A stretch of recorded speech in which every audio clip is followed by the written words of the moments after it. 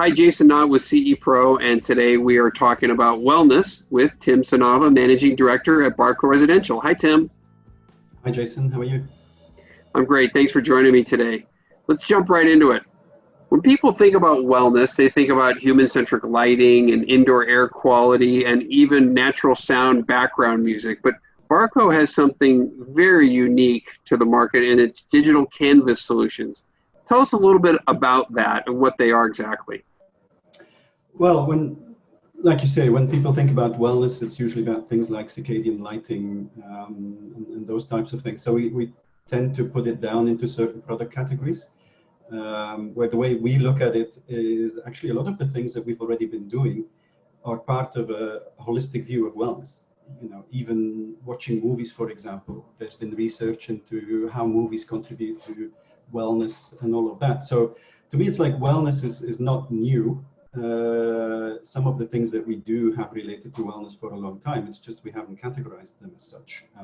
But of course, it's not just limited to movies and things like that. So there are areas or experiences that relate more directly, but it fits neatly into our general view of what we are doing is, we create digital canvases, and then we use those digital canvases to create experiences. And home theater is just one of those experiences.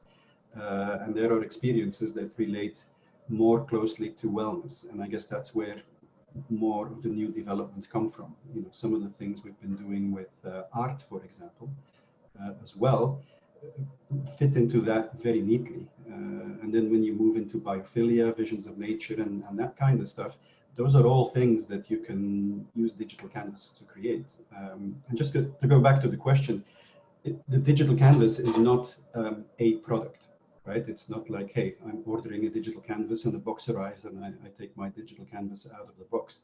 It's just how do we use our different technologies, because we tend to take too much of a product-centric view, which is how we end up in discussions like, hey, is direct view LED going to replace projection and those types of things, which for us is like, that's the wrong discussion. They are two different technologies. They each have their strengths and weaknesses. There is some overlap, sure, but they are basically two tools that you can use to create that digital canvas. And depending on which digital canvas you're creating, you will use one or the other technology. If you look behind me, for example, which is a virtual background today, but is actually a real photograph of something that we did in a home in Atlanta, you see that there's a big art canvas behind me. It's a gigantic canvas. It's this whole centerpiece of the home. And that's typically an example of, we couldn't have done that, for example, with direct view LED. So for this, we used very powerful projection, because the important thing is, if you were to switch the artwork off, it's just going to be a white wall that is part of the design. Imagine if that became a big black hole because you were using direct view LED. That is something that would destroy the aesthetic of the home, and it's certainly something that the architect or designer wouldn't accept. But in other cases, for example, maybe you're creating a dedicated art canvas that has a particular shape or a very unique shape that might be in an area where you have direct light on it. In that case, you would say direct view LED is the right technology to do this for a variety of reasons.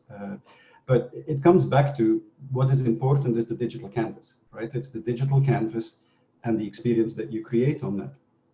And then the tools, of course, what we develop into our products is with the digital canvas in mind, right? Looking at things like warping and blending engine, looking at things like architectural integration, how do we enable that? Like the example behind me again was a gigantic digital canvas, but in fact, if you walk around in that house, you wouldn't be able to find the projector. And you'd probably be wondering where it even came from. If I reversed the photograph, if you had very good eyes, you would find a little black pinprick somewhere. And that's actually where the projection is coming from. So from the digital canvas perspective, that's really what it is, right? You have the ability to create a canvas, and then you can create an experience on that canvas. And I think what's important also is that makes sense to architects and designers, I think as an industry, we're realizing more and more how important they are. When you get into wellness and everything else, their importance doesn't diminish at all, and becomes even more important, right? An architect or a designer might say, hey, I've got a space for a home theater, you do your thing. But when you get into more wellness related applications, that's not something that an architect or a designer will say, do your thing, right? Because it will have so much impact on the whole design of the house. And again, the house behind me is a prime example. When they were building this house, an integrator that we work with invited me to come talk to the architect and said, hey, maybe talk to him about some ideas that you have. And what we did behind us and some other things basically were done in a conversation of 10 minutes, really. And none of those 10 minutes were spent on discussing specific technologies or specific products.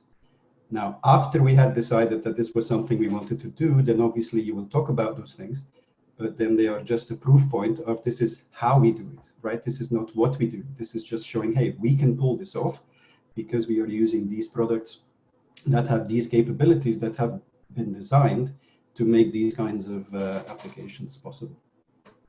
Let's talk a little bit more about that how that you just described. Give us a sense, are we typically looking at longer throw projection, higher ambient light situations? Is it typically is it in a great room such as where you're showing behind you, or is it a dual purpose theater? Give me a sense of the how there.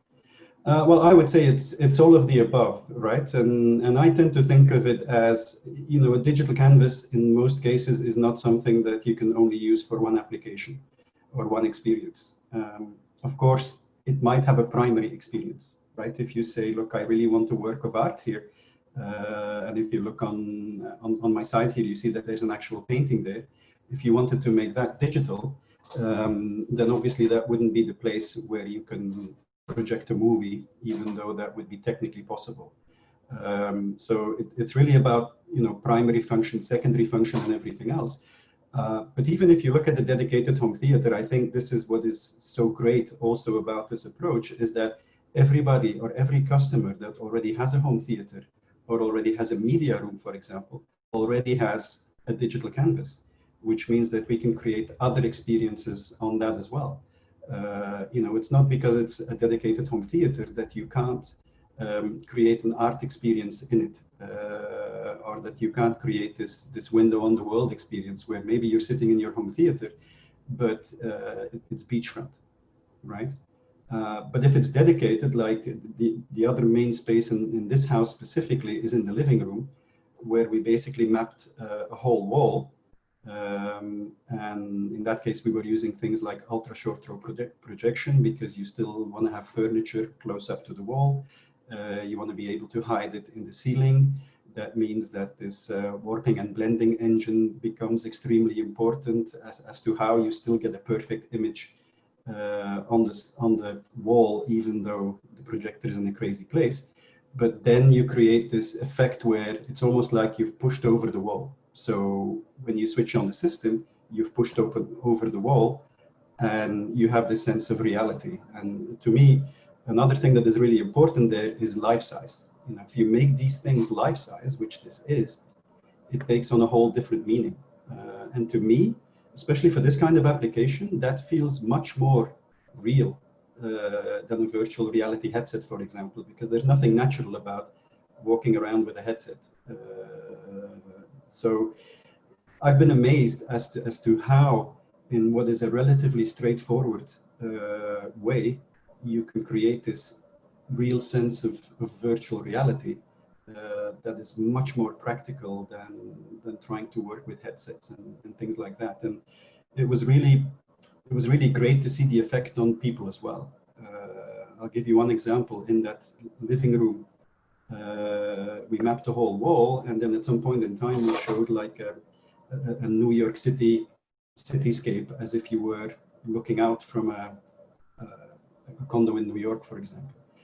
And the designer that we hadn't worked with specifically on this, because we worked directly with the architect, walked in there, and immediately was taken aback and said, this is amazing. He said, when I designed this space, actually the context that I had in mind was New York condo. Like I wanted to create this New York style thing, and now you guys have placed it in New York. And even the architect himself afterwards posted some pictures on Instagram of him sitting in that space with a mountain view on that wall. And the comment that he made just showed that he instinctively got what it was. Well, you definitely have one of the most fascinating offerings in the wellness category for sure, and it's really exciting to see. Tim Sanava, thanks for joining CE Pro today. No, thank you for having me, Jason.